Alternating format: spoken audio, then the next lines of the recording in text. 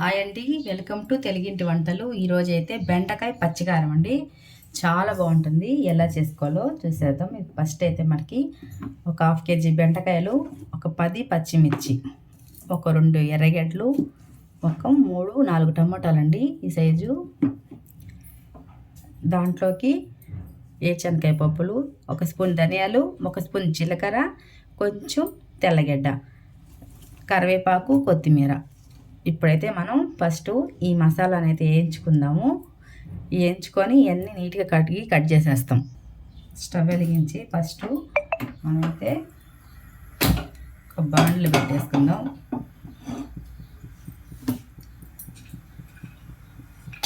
ఈ శనగపప్పు, ధనియాలు, జీలకర్ర అన్నీ లైట్గా వేయించేసుకుందాం.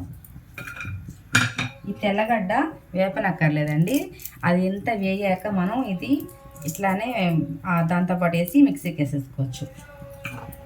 మనం ఫస్ట్ ఇది వేయించుకొని పక్కన పెట్టుకొని ఈ పొడిని, తర్వాత మనం ఏంటంటే ఆ పచ్చిమిర్చి ఉన్నాయి కదండి 10 పచ్చిమిర్చి కూడా పేస్ట్లా చేసేసి పక్కన పెట్టుకుందాం. ఈ బెండకాయ పచ్చికారం చాలా బాగుంటుందండి. బెండకాయతో అసలు పిల్లలు తినని వాళ్ళు కూడా చాలా బాగా తింటారు అన్నమాట, అంత బాగుంటుంది. అయితే వేగిపోయినాయండి, తీసి పక్కన పెట్టేసుకొని కొంచెం చల్లారాక మిక్సీకి వేసేద్దాం. ఇప్పుడు స్టవ్ వెలిగించుకొని మళ్ళీ మనం ప్యాన్ పెట్టేసుకుందాం.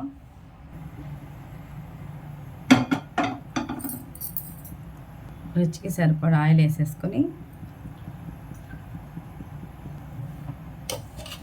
కొంచెం ఒక 1/2 టీ స్పూన్ ఆవాలు, ఒక 1/2 టీ స్పూన్ జీలకర్ర, పచ్చిశనగపప్పు, కొంచెం మినపప్పు, అవి కొంచెం బాగా వేగనిచ్చి కొంచెం కరివేపాకు వేసేసాక మనం 2 ఎర్రగడ్డలు వేసినాం కదండి, ఆ ఎర్రగడ్డ ముక్కలు కూడా వేసేసి బాగా ఫ్రై చేసేసుకోవాలి. ఉల్లిపాయ ముక్కలు కూడా బాగా వేగిపోయినాయండి. ఇప్పుడైతే మనం బెండకాయలు వేసేస్తున్నాం.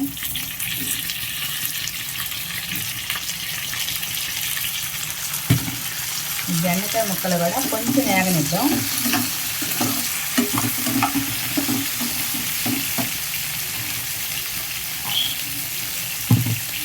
అది వేగేలోపు మనం 10 పచ్చిమిరపకాయలు ఇస్తున్నాం కదండి, ఇది కొంచెం మిక్సీ పట్టుకొని వేసేస్తాం. ఈ విధంగా మనం పచ్చిమిర్చిని అంతా పేస్ట్లా చేసేసుకోవాలన్నమాట. కొంచెం బరగ్గానే బెండకాయలు కూడా మనకి బాగా మగ్గినాయండి, ఇట్లాగా కొంచెం వేగనిచ్చుకుంటే బాగుంటుంది అనమాట. ఇప్పుడు రుచికి సరిపడా ఉప్పు, కొంచెం పసుపు వేసేసి ఈ పచ్చిమిరపకాయ పేస్ట్ కూడా వేసేస్తున్నాం. వేసేసి బాగా కలుపుతున్నామండి. ఇట్లా బాగా పచ్చిమిర్చి కారం వేసినాక కూడా ఇట్లా బాగా కొంచెం 1 నిమిషం అట్లా బాగా వేగనిచ్చేసి చూడండి, ఆ పచ్చి వాసన పోయే వరకు బాగా వేగనిచ్చేద్దాం. వేగిపోయాక ఇప్పుడు మనం కట్ చేసుకున్న టమాటా ముక్కలు కూడా వేసేసి 1 నిమిషం అట్లా మూత పెట్టేద్దాం. చాలా సింపుల్ రెసిపీ అండి, టేస్ట్ చాలా బాగుంటుంది. 1 నిమిషం మగ్గినాక మనం అయితే బాగా కలిపేసుకుందామండి. టమాటా ముక్కలంతా మగ్గితే ఉంటుంది.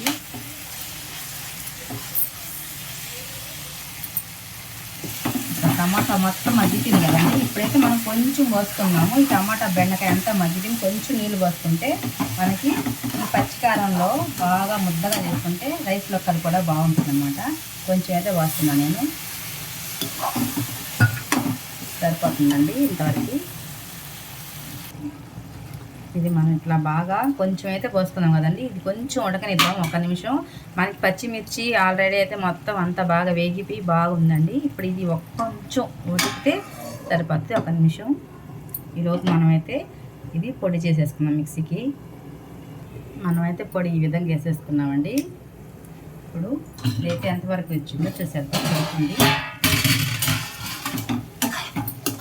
బాగా ఉడికిపోయిందండి. అసలు ఇది ఇట్లా ఉడుకుతుంటేనే ఆ స్మెల్కి అయితే ఇంటికి లేండి అంత బాగుంది.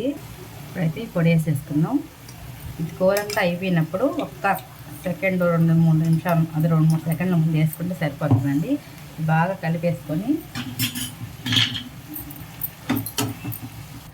మనకైతే రెడీ అయిపోయిందండి బెండకాయ పచ్చికారం. ఇప్పుడు కొత్తిమీర చల్లేసుకొని సరే కదా.